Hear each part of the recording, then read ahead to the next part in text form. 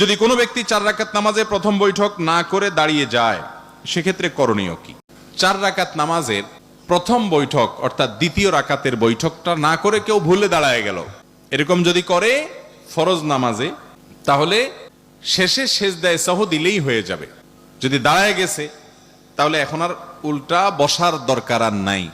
আর যদি পুরোপুরি দাঁড়ায় নাই, মাত্র সেজদা থেকে ডাইরেক্ট উঠতে নিয়েছে, এর মধ্যে তার মনে পড়ে গেছে এখনো পুরোপুরি দাঁড়ায় নাই, বরং বসার দিকেই বেশি আছে, আধা দিয়ে আছে, তাহলে সে অবস্থায় বসে যাবে আর শেষে সেজদায়ে সাহু দিয়ে দিবে, তাতে তার নামাজ হয়ে যাবে।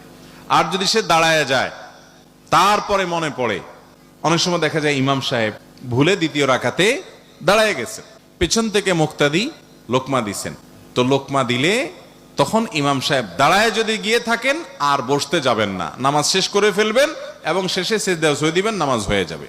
কথা কি বুঝাতে পারছেন?